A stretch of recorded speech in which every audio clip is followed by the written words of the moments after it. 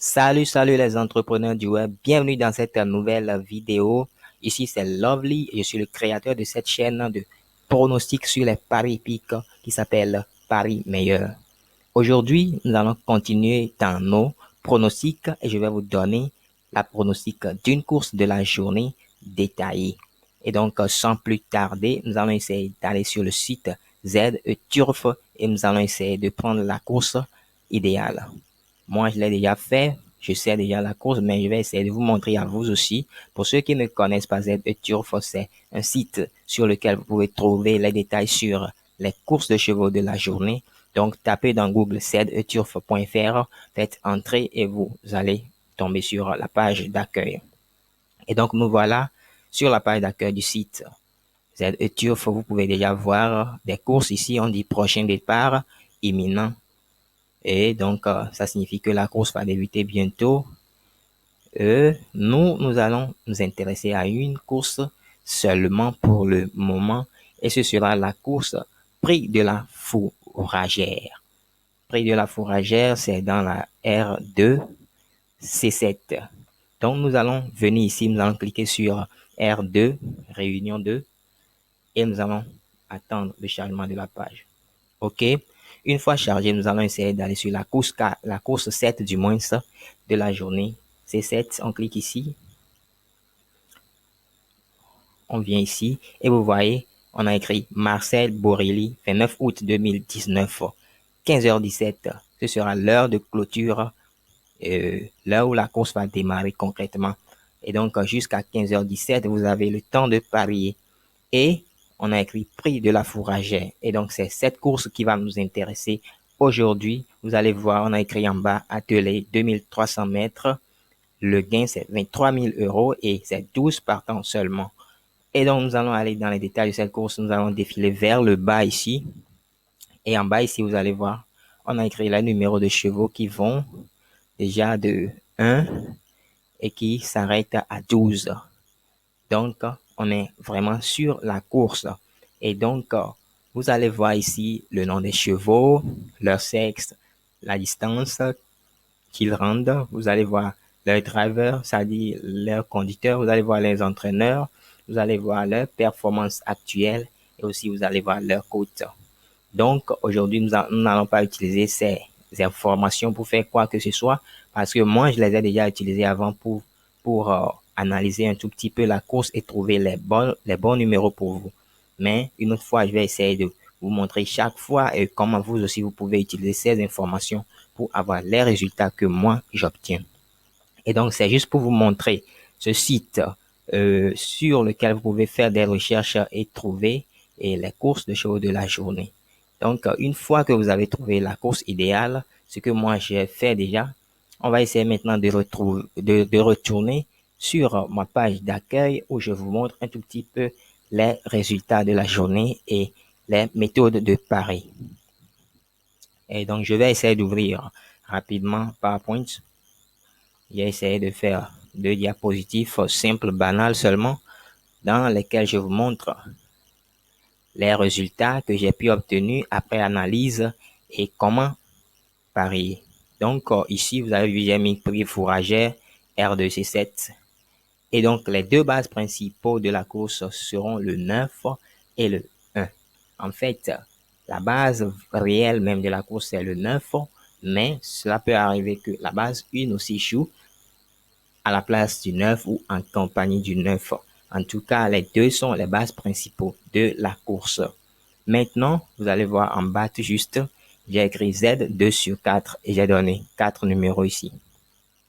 C'est quoi le Z2 sur 4? Le Z2 sur 4, c'est le fait de choisir 4 numéros et de dire que 2 sortiront dans ces 4 numéros à la fin de la course dans les 4 premiers. Et donc, le Z sur 4 ici, pour jouer ça, nous allons essayer de prendre les deux bases ici, le 9, 1, auquel nous allons essayer d'associer deux autres numéros, 5 et puis 10. Donc, en fait, les quatre numéros probables qui ont une grande possibilité de sortir dans les 4 premiers de la course sont ces 4 numéros-là, le 9, le 1, le 5 et le 10. Donc, ce ne serait pas étonnant de voir deux d'entre eux quoi qu'il en soit, sortir dans les 4 premiers de la course. Maintenant, nous allons venir ici et nous allons essayer de voir, les jeux. Donc, ici, pour parier sur cette course, nous allons essayer d'abord de faire le Z sur 4 comme je vous ai montré ça ici. Maintenant, après le Z sur 4, il serait intéressant de jouer au simple placé avec la base, la première base, le 9, et aussi au simple gagnant avec le même numéro, le 9 également. Il faut jouer les deux à la fois, le simple placé 9 et puis le simple gagnant 9, de sorte que si le 9 ne joue pas gagnant, au moins il sera placé et vous pouvez peut-être récupérer vos gains et peut-être même une bénéfice sur ça. Maintenant, après le simple gagnant et le simple placé, je vais essayer de vous montrer aussi le couplet que vous pouvez jouer, mais avant ça, nous allons essayer de voir ensemble les sillages principaux. Les sillages, en fait, je devrais vous montrer ça au début, mais bon, j'ai mal fait la diapositive, donc j'ai dû laisser ça comme ça. Les sillages, c'est les numéros principaux qui vont peut-être jouer dans le jeu. Il y aura forcément dans ces sillages-là peut-être un ou deux numéros qui viendront s'introduire dans le jeu et qui vont forcément bouleverser le cours du jeu. C'est ça les sillages. Et donc, ce ne serait pas étonnant de voir un ou deux d'entre eux apparaître dans le quintet à la fin.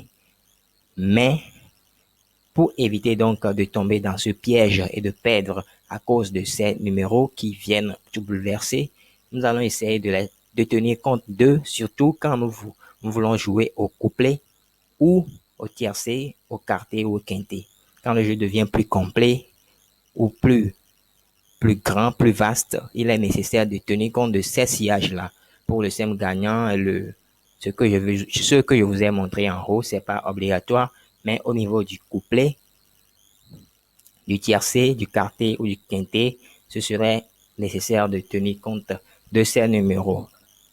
Et donc, vous voyez ici, j'ai écrit 8, 7, 2, 4, 6 et 11. Ça fait en somme 6 numéros. Dans ces 6, il y aura forcément un ou bien deux qui vont jouer. Donc, pour faire le couplet, nous allons essayer de tenir compte des sillages. D'abord, nous allons essayer de tenir compte aussi des 3 éléments qui ont complété la base 9 pour faire le Z dessus 4. Donc ici, c'est le 1, le 5 et le 10. Nous venons ici et nous allons essayer de coupler le 9 avec les autres éléments, le 1, le 5 et le 10 pour faire un couplet.